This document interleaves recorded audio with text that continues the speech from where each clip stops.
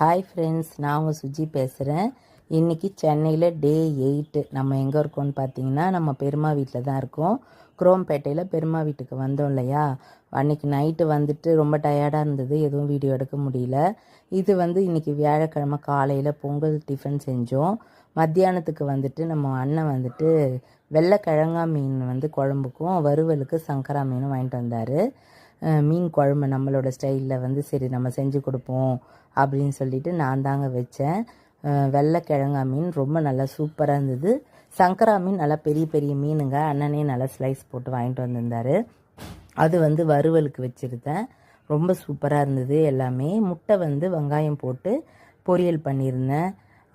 எங்கள் பெருமா சாப்பாடு போட்டாங்கன்னா ஒரு வயிறு பத்தாதுங்க, 2 வயிறு வேணும். ஏன்னா நான் சின்ன வயசுலேருந்தே லீவ் டைம் விட்டாங்கன்னா எங்கள் பெரியம்மா வீட்டுக்கு அரக்கோணத்துக்கு தான் நான் போயிடுவேன். நாளைக்கு ஸ்கூல்னால் ஒரு 2 நாள் முன்னாடி தான் நான் வீட்டுக்கே வருவேன். ரொம்ப அழுதுகிட்டே கவலையோடு வருவேன். இப்போல்லாம் அதெல்லாம் பசங்க ரொம்ப மிஸ் பண்ணுறாங்கங்க. எல்லாருமே அந்த ஃபோன் இருந்தால் போதும் அப்படின்ற மாதிரி இருக்காங்க. பெரியம்மா வீட்டுக்கு போகணும், பாட்டி வீட்டுக்கு போகணும், அத்தை மாமா வீட்டுக்கு போகணும் அப்படின்ற அந்த எண்ணமே வரமாட்டேங்குது. லீவ் விட்டால் நம்ம வீட்டில் இருந்தெல்லாம் ஃபோன் பார்த்துட்டுன்னு இருக்காங்க.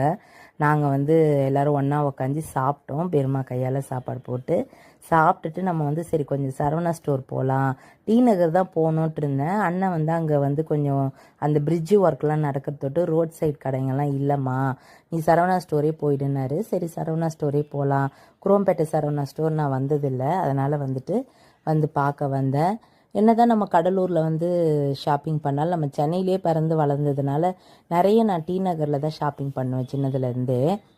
அது இப்போ கொஞ்சம் ரொம்ப மிஸ் ஆன மாதிரி இருந்தது. சரி நம்ம வர்றப்போ வரலாம் அப்படின்ட்டு இருந்தேன். இந்த ஃபேன்சி ஐட்டம்ஸு கொஞ்சம் வீட்டுக்கு கொஞ்சம் டெக்கரேட் ஐட்டம்ஸ் எல்லாம் கொஞ்சம் வாங்கலாம் அப்படின்ட்டு. இதெல்லாம் கடலூர்லேயும் இருக்குது. சில ஐட்டம்ஸ் நான் எதிர்பார்க்குறதெல்லாம் சிலதெல்லாம் இங்கே சென்னையில் தான் நமக்கு கிடைக்கிது. அதனால் அதெல்லாம் கொஞ்சம் பர்ச்சேஸ் பண்ணேன்.